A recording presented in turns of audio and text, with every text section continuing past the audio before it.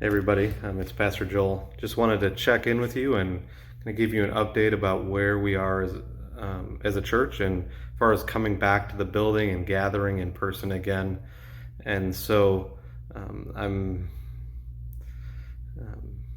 I want to do a couple things. I want to share what I understand about the science and how this virus spreads, and from what I've read, I want to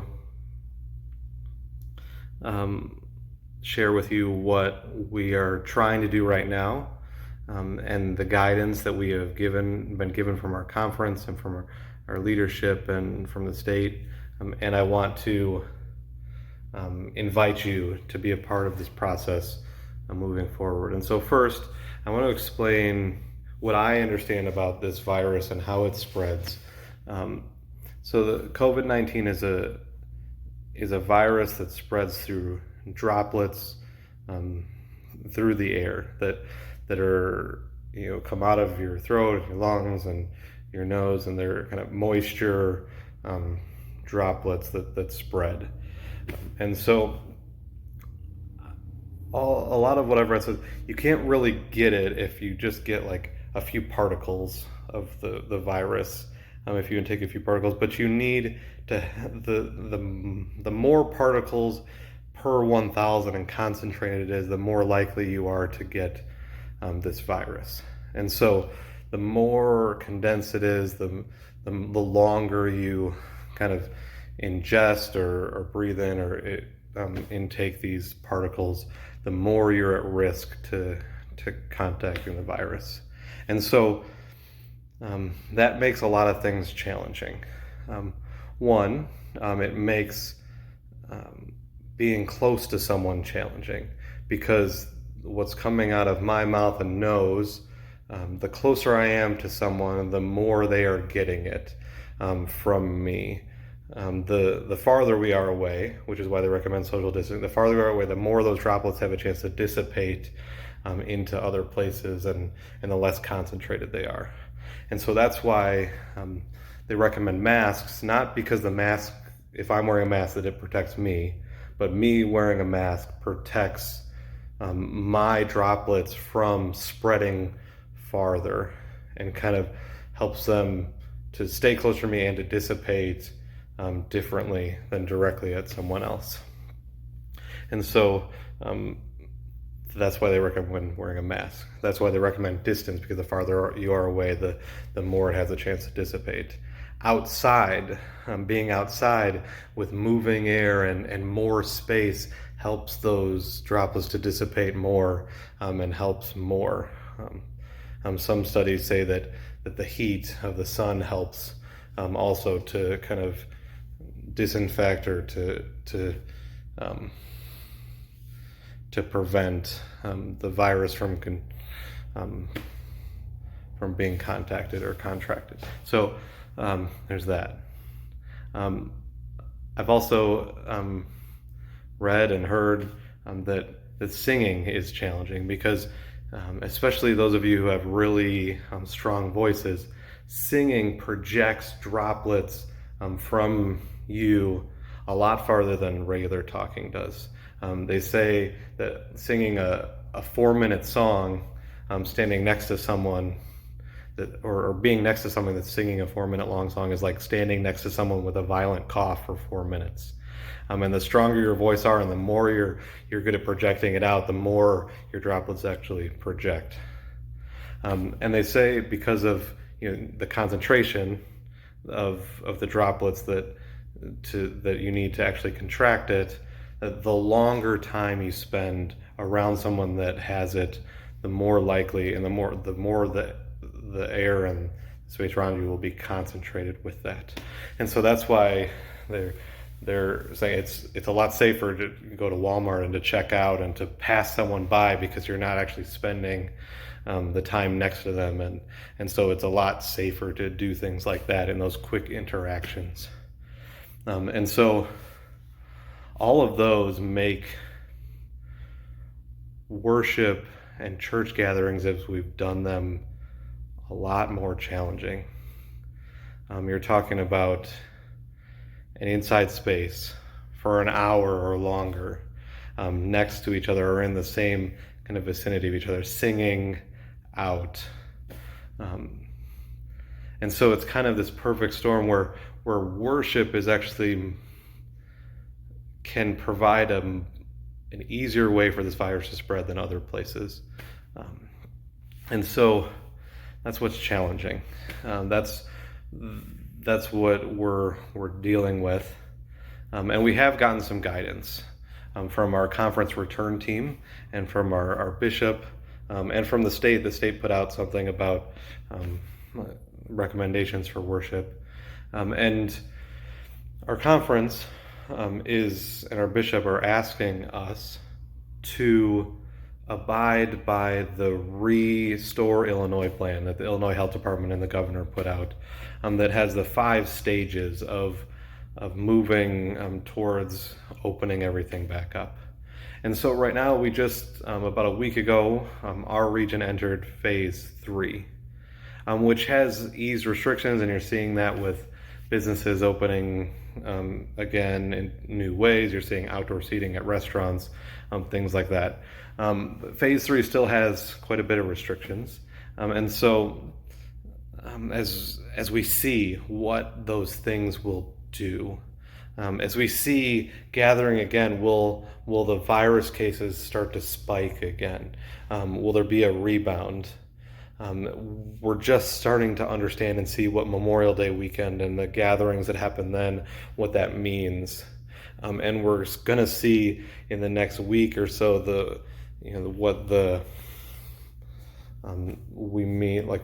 these protests and all these public events, if the virus will have spread faster because of those. And that reminds me, one of the other challenging things about this virus is you don't know you have it until 7, 10, 14 days till symptoms show up. If you do get symptoms, you could even be asymptomatic and never have symptoms but still have it and give it to someone else. And so that unknown, if we knew someone had it they got sick right away, it'd be a lot easier to combat this thing. But we can't be tested every day. We can't know that we don't have it in getting it from the interactions in our lives with other people. And so that's what makes it challenging too.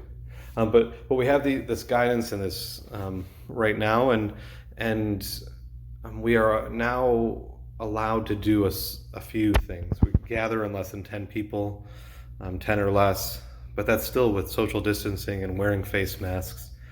And that doesn't mean we're going to be able to come back to worship. That doesn't mean we're going to be able to do things that we want to do, but we can do some things. And so one of the things I want to show you is I'm at the Milledgeville Church right now. I'm sitting on the steps in our north entryway. You can see there's a stained glass window above me, the office area and Sunday school rooms are up the stairs. But right here next to me is this chairlift, this wonderful, glorious chairlift that goes up the stairs, and we have one that goes down the other stairs. And I don't ever know if I've ever heard it called glorious. It's definitely showing its age. And our church, the Milledgeville Church, is working really hard at trying to figure out how to replace it and to get even better handicap accessibility for our building. And that's something we care about, the handicap accessibility, because we want people to be able to be a part of what we're doing. We want to be able to include more people. And so we spend a disproportional amount of money on handicap accessibility compared to how many people actually use it. But we feel like that's important, that small percentage of people is able to be a part of what's going on. And I want to challenge you a little bit to think about that in these eased restrictions as we come back slowly and try to make sure we're being as safe as possible and caring about the vulnerable people in our churches and our communities. But as we start to be able to do a few things, with the restrictions we have, I want to challenge you to think of certain people first. That with 10 people or less, we're not going to be able to all get back together. But who are the people that are most disconnected? Who are the people that during this time have been the most isolated from our community? And I would argue that it's the people that don't have internet access or haven't been able to watch worship, the recorded worship every week, haven't been able to log into Zoom for Bible study or prayer time or committee meetings. Those are the people that are the most disconnected right now. And so one of the things we're thinking about is, how do we use this little bit of ease restriction to help connect those people first? And so we're going to be starting to do this where on Sunday afternoon at 1 o'clock, we're going to have a few people come to the church, and we're going to play the worship that has already been recorded for the week, that all of you, especially if you're watching this, you probably have access to it. All of you have been able to watch either on Facebook or you've clicked on the YouTube link through email, and you've been able to watch this worship. And there's some people that haven't, and I've made DVDs for some, but not everyone has been connected to those. And so we're going to have a time where people can come and stay distant and wear masks, and so we minimize the risk, but we connect people that need to be connected to the worship that is going on. The same thing with prayer times or with Bible study or with committee meetings. Or if there's people that don't have access to it, we can set up a station at the church with a small computer or maybe on the TV with a webcam, and we can get people connected to the Zoom committee meetings if they can't at home. We can get people connected to the prayer times and the Bible studies if they can't at home. And so that's what we're going to think about first, is how we get people connected. And so I know if you're watching this video, you're probably not one of those people, but if you know someone that you say, oh, I think they could really benefit from that, then please talk to me and we'll reach out, or you reach out to them and we'll figure out how to get them connected so they can see worship, so they can be a part of the community things that are going on. And we are still working on coming back and doing things that we can do. And so I want to share one of those things. Next Sunday, not this like a few days from now, but June 14th, we are going to be doing sidewalk communion. And so it's going to be, we won't do the Zoom prayer times that Sunday morning, but we will have open outside communion on the sidewalk in front of the church. And for Kalita, it'll be 9 a.m. Through 10 during that worship hour. And for Milledgeville, it'll be 10:30 through 11:30. And you can come anytime during that hour. We're going to ask that people don't crowd, and it's not a social time, but it's a way to come and share in the sacrament of communion, hopefully in a meaningful way. And so we're going to keep our distance. I'll say some of the liturgy, and maybe there'll be some music playing somehow. I'm still figuring out some of those details. But the goal of that is to connect us back to that sacrament. And so, and the communion liturgy will be, or the communion elements will be pre-packaged. And so there will be juice and like a wafer or cracker that are already packaged and sealed, and so no one will have touched it, and so it'll be safe. And so but we'll have communion together. It won't be what we're used to, but hopefully it'll still be meaningful. And so I look forward to seeing you then. I also want to make an invitation to you. If you want to be a part of this process, if you want to be a part of with your creativity and your efforts to help move towards the reopening of the building and worship gathering, I would like to put together from each church what's called a health team, a group of 3 or 5, or depending on how many people that would be willing to meet every week with me. We're willing to read the research, to do our own research, to willing to help order supplies and make sure we have what we need as far as what we're going to need for hand sanitizer and masks and things like that, organize the cleaning efforts after we use the buildings, put the policies in place about distance and where people can sit, and think through what worship can look like with also keep people safe.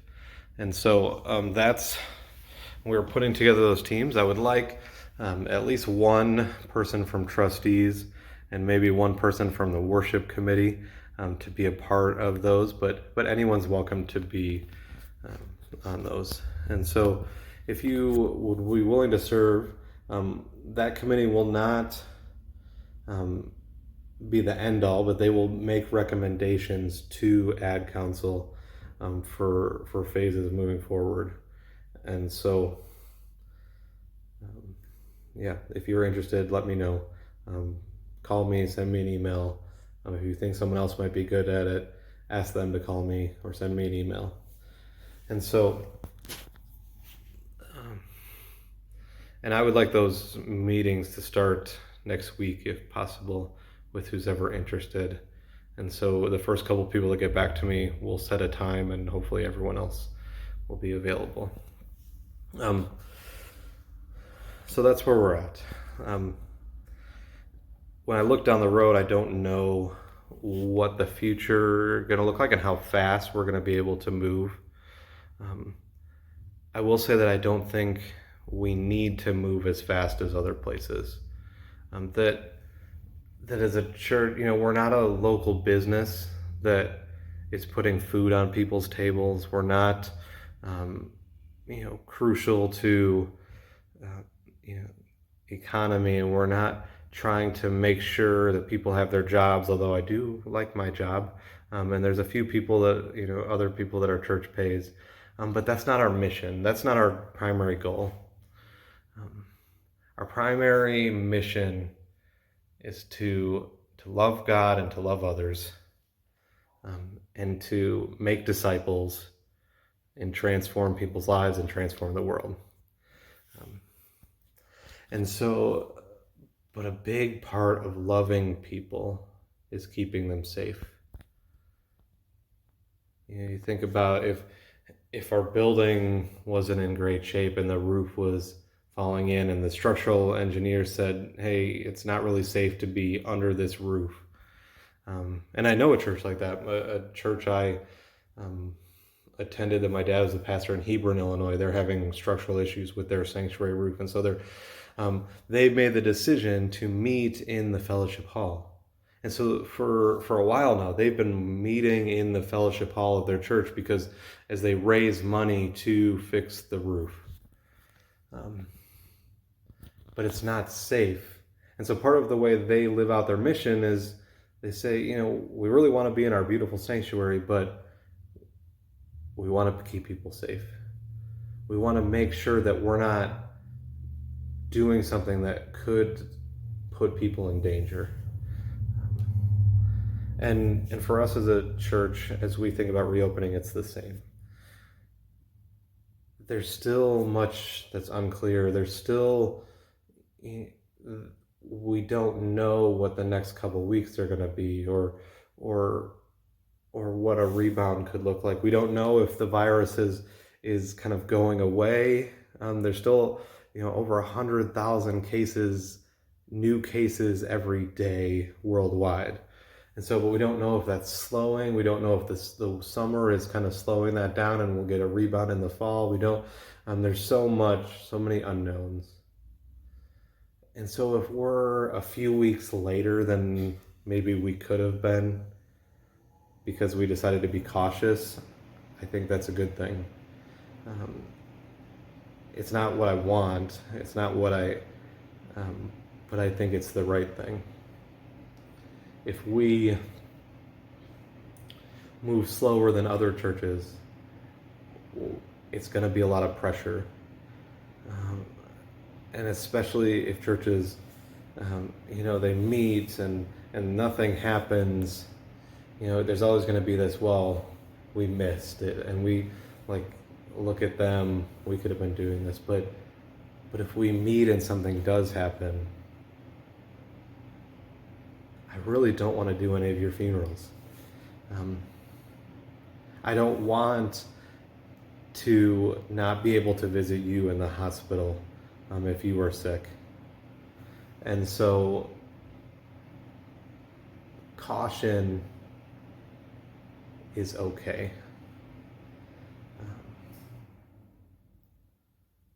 And so that's where we're at. As we move into phase 4 of the Restore Illinois plan and restrictions move up to 50 people or less, we can start to talk about doing different things. We can start to talk about worship again. And even before that, we may start to talk about doing something outdoors in some kind of way. But even with the surveys we've gotten back, not everyone is comfortable even coming back right now. And so how do we make sure we're doing enough to connect everyone, or as many people as possible? And so we're using what we can do right now and what we've been guided to say is safe right now to make sure we're connecting the people that need to be connected the most. And so that's where we're at. This was really, really long, but there is a lot to say right now. And so I hope you stuck with me. And if you want to talk more, reach out. If you want to, if you're not happy about this, and I'm willing to listen, and I'm willing to talk through it with you. And this is not something I'm trying to do unilaterally.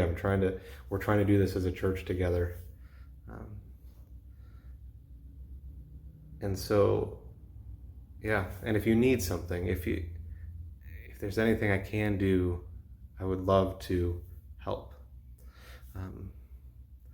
And so that's where we're at. I hope it answers some questions.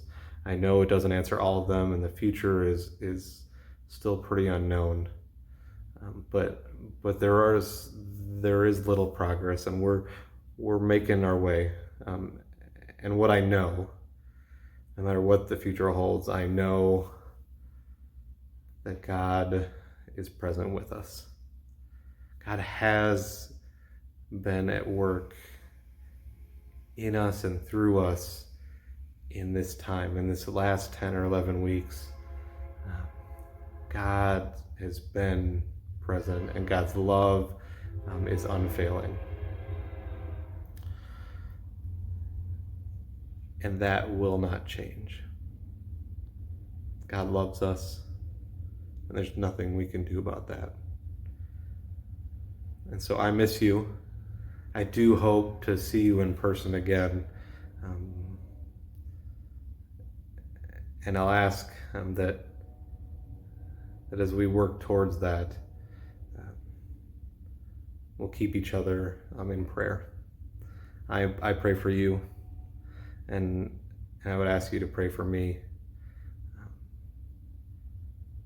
And I thank you for who you are, and I thank you for putting up with me, and I count it a blessing to be able to say I am your pastor. So thank you, and God bless you.